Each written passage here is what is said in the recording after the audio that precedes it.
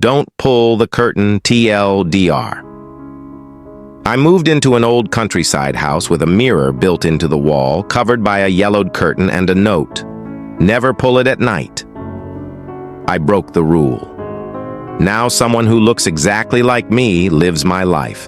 On the other side of the glass, and I'm not sure the keyboard I'm typing on is on the right side anymore. Throwaway account, I don't want this tied to my real name.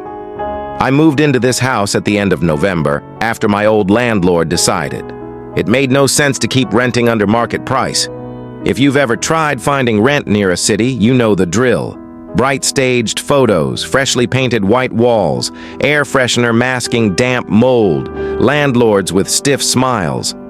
When I saw this listing for an old house on the edge of a half-forgotten village, fenced garden, rent so low I wouldn't have to live on instant noodles, I said yes. I didn't care that the road passed by a tiny graveyard, or that one of the listing photos showed a dark patch in the bedroom corner, like the photographer refused to focus there.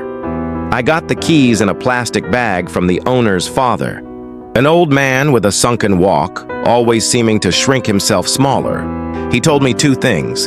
The tile stove heats well if you don't skimp on wood. Don't mess with the mirror in the bedroom. I laughed politely, asked if it was some old family heirloom, but he cut me off. No, just don't.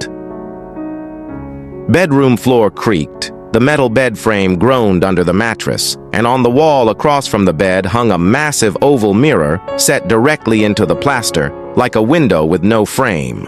A heavy yellowed curtain was drawn across it, hooked onto an iron rod, scratched into the floorboards beneath it with a nail. Not at night. First night I slept like the dead. Second night I heard breathing, long, even breaths. Like someone with massive lungs was just beyond the wall. I propped up on my elbow, stove glowing low, window shut tight. But the curtain, the breathing came from there. I told myself it was draft, just draft. Then came the tap-tap, light, deliberate, like fingernails on glass. Not loud, not insistent, just enough to let me know it knew I was awake.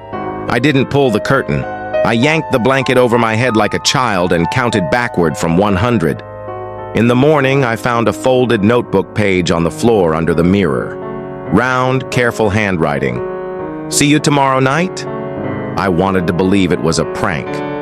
The landlord's father, the owner sneaking in, but the doors were locked. No footprints in the snow. On the window ledge, just a faint streak in the dust, like something winged had brushed past. Night 3, I sat across from the mirror with my phone recording. The curtain was still, then tap-tap. I pressed 2 fingers against the fabric. Cold. "Who's there?" I asked, the idiot's last words. Silence. I turned away, determined not to play along. Then, "Me," said a cheerful young voice. I spun back and yanked the curtain open. I was staring at myself. Not a reflection. I know reflections. They copy your moves. This one didn't. He had my same unshaven beard, same dark shirt, even the tiny scar under my left eye. But he stood with his hands in his pockets, smiling in a way I cannot smile when I'm afraid. Behind him was a room almost like mine. Same layout, but the stove was tiled blue instead of brown. The window reversed. Not a reflection. Another room. "You came," he said. "I thought you were more obedient." I stammered. The note said, "Not at night." He nodded. "Day's fine. Night. Sometimes things get confused." He glanced over my shoulder toward the dark window. "Is it snowing?" "Yes.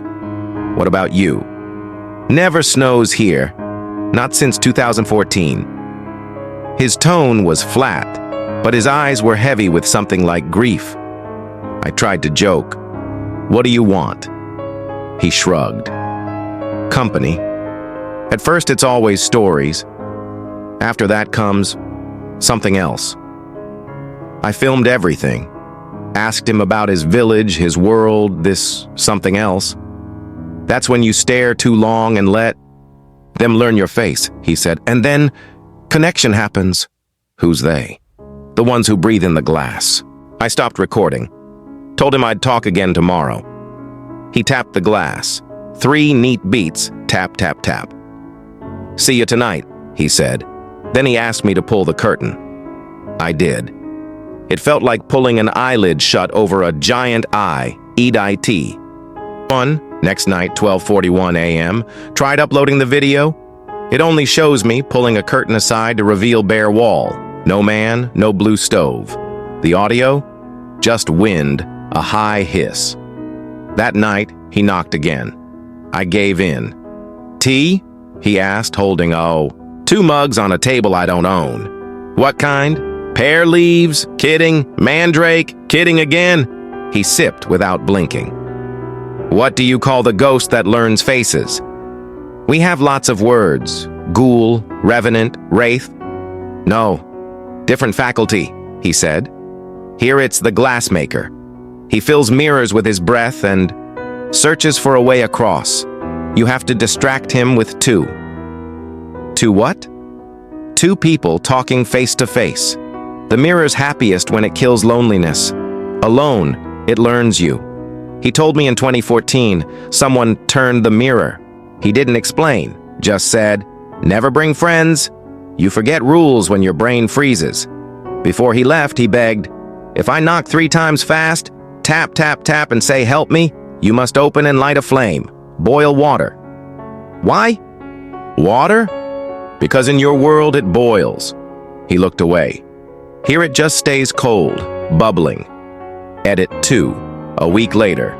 I kept talking to him, every night. At first like a stranger, then a neighbor. Then, God help me, like a friend. Night. 6. He told me his name, Dan, my name. "Doesn't it scare you that I know everything about you?" I asked. "If you are me," he said, "fear is just a temperature difference." Night 7, it happened. Past midnight.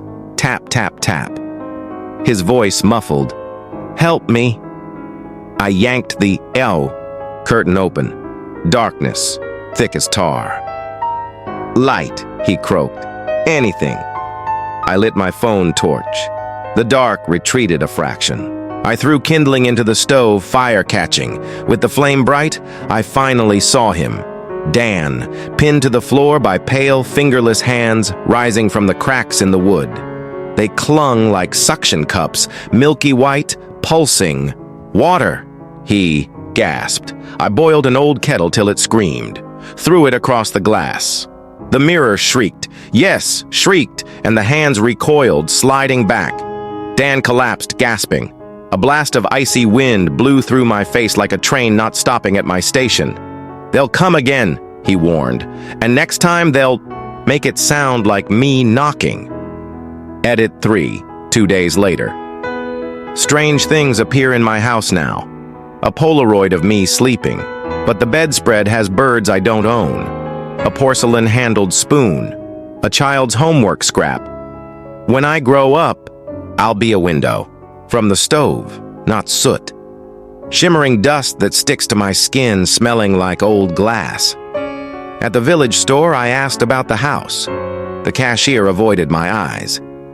It was Sofia's place. She loved mirrors. Said they kept her inside so she could go out at night to the fields. She died? Don't know the word for it. They never found a body. Just a dress, smelled like glass.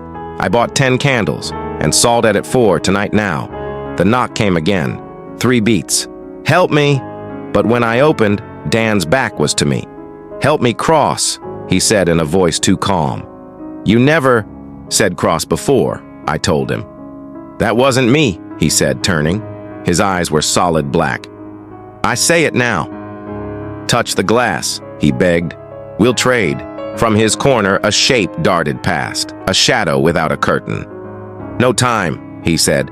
"Put your palm here." I almost did. Then, from my kitchen window, tap, tap. Breath on the glass. From inside, I ran. On the pane, fog. In the center, a handprint. Mine. When I got back, the curtain was already drawn aside.